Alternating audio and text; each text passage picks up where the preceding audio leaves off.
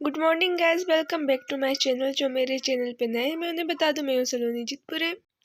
आज का blog start हो रहा है सुबह के 8 बजे से। आरू भी सोकर उठ चुकी है और मैंने सुबह 6 से 7 बजे तक सीटेट एग्ज़ाम का प्रीवियस ईयर पेपर सॉल्व किया और ये रहा मेरा रिजल्ट। बिना कुछ पढ़े अभी मेरे 73 नंबर आए हैं। मुझे बहुत मेहनत करने की ज़रूरत है अभी मैंने सीटेट या एमपी वर्ग के 3 के लिए कुछ भी नहीं पढ़ा है। सीधे मैंने लेवल चेक करने के लिए प्रीवियस ईयर का टेस्ट लगाया और 73 नंबर आए अभी मेरे।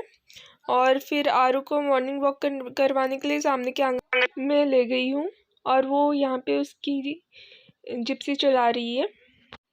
आरू सुबह की मॉर्निंग वॉक ब्रेकफास्ट करके करती है। मॉर्निंग वॉक में उसका घूमना भी हो जाता है और सुबह की धूप भी मिल जाती है उससे, तो ये उसके हेल्थ के लिए भी बहुत अच्छा है। आरू 15 महीने की कंप्लीट हो चुकी है 8 तारीख को ही। गाइस, अभी की जनरेशन में लड़कियां भी सारी पढ़ी लिखी है, कॉलेज तो सबका कंप्लीट रहता है, लेकिन जॉबलेस है। वही ये पढ़ लिया और शादी कर ली और फिर घर बच्चे, बस यही सारी जिम्मेदारियाँ और खुद का कुछ नहीं रहता है। बस फैमिली के लिए करो। फैमिली के लिए करना अच्छी बात है, लेकिन खुद के लिए भी करना ज़रूरी है। पर शादी के बाद खुद को हाउसवाइफ भूल ही जाती है कि वो भी कुछ है, उसकी भी कोई फीलिंग्स है, कुछ सपने हैं। खुद के बारे में ना गाइस खुद को ही सोचना पड़ता है, दूसरा कोई नहीं सोचता है कि इन्हें किस चीज़ में खुशी मिल रही है, किस चीज़ में खुशी नहीं मिल रही है।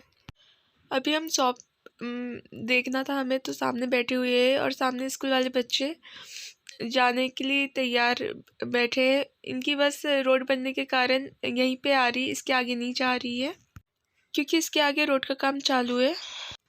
और यहाँ आरू टीवी देख रही है। टीवी पर भजन चालू थे, भागवत चालू है, उसी में अनिरुद्ध महाराज जी की।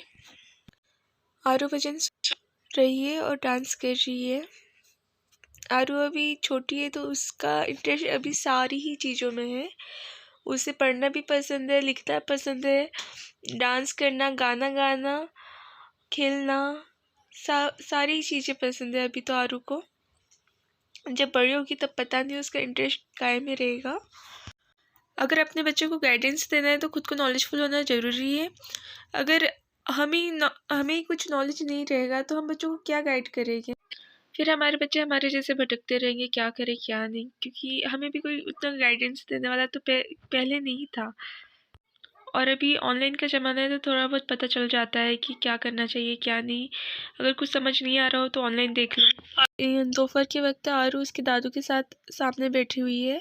दोपहर के वक्त गांव में ज़्यादा लोग नहीं रहते, सब अपने अपने खेत में चले जाते हैं और सारी दुकानें भी बंद रहती है क्योंकि गांव में कोई रहता ही नहीं है, ग्राहक ही नहीं रहते, इसलिए बंद कर देते। लेकिन हमारी दुकान घर में ही है, इसलिए हम खुले रखते हैं और हमें खेत में भी जाना नहीं होता है।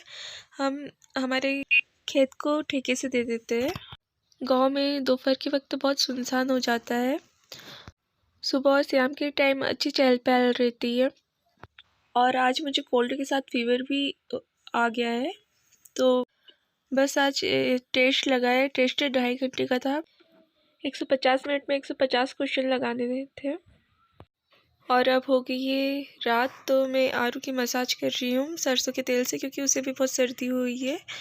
तो वैसे तो आरू की मसाज मैंने 1 साल तक की है, लेकिन अभी सर्दी हुई है इसलिए कर रही हूँ। और आरू की मसाज मैं नारियल तेल से करती हूँ वैसे तो, पर अभी उसे सर्दी हुई है इसलिए मसाज करनी थी, तो मैं सरसों के तेल से कर रही हूँ। सरसों का तेल बहुत ही फ़ायदेमंद होता है सर्दी के लिए, इससे सर्दी बहुत जल्दी सही हो जाती है और अच्छा भी लगता है, बच्चों को नींद अच्छे से आ जाती है। किसी किसी बच्चे को मसाज करवाना बिल्कुल पसंद नहीं होता है, पर आरू को बहुत पसंद है। छोटी भी थी तो उसे बहुत मज़ा आता था मसाज करवाने में, और नहाने में भी बहुत मज़ा आता है। आरू को खुद से ही कपड़े निकालने के लिए होती है और नहाने के लिए होती है, और 1 घंटे तक तो पानी के बाहर नहीं निकलती है आरू।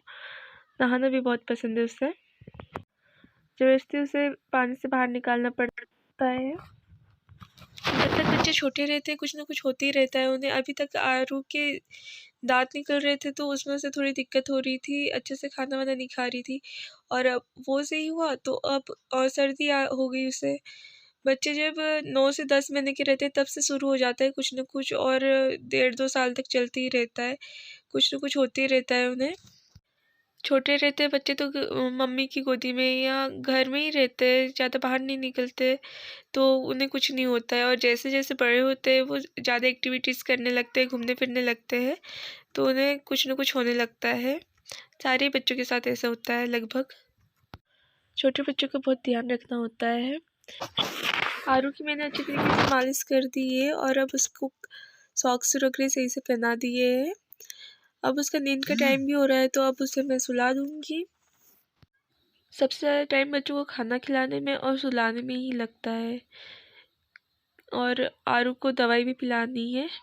इसकी अभी ये सर्दी की दवाई चल रही है, सर्दी की दवाई और खांसी की दवाई ही देते हैं ना, तो मल्टीविटामिन, कैल्शियम, आयरन की दवाई नहीं देना होता है, तो अभी मैंने वो तीनों दवाइयाँ बंद कर दी है, सिर्फ सर्दी की दवाई दे रही हूँ मैं।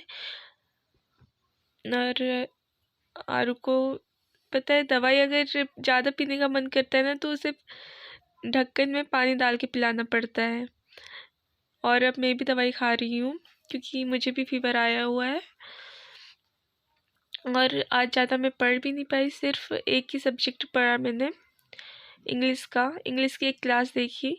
डेट के एक सर है जिनके एग्ज़ाम के वक्त मैंने क्लास देखी थी, बहुत ही अच्छा पढ़ाते हैं वो। स्टडी क्लास नाम है उनके चैनल का, बहुत ही अच्छी तरीके से बताते। एक बस उनकी क्लास एक बार सुन लो तो याद ही हो जाता है, इतना अच्छा पढ़ाते हैं वो। तो उनकी क्लास से मैंने इंग्लिश की क्लास देखी और उन्हें आज सेंटेंस के प्रकार बताए। तो आज के ब्लॉग को यहीं एंड करते हैं। वीडियो पसंद आए तो लाइक, कमेंट, शेयर, सब्सक्राइब करिए। Thank you.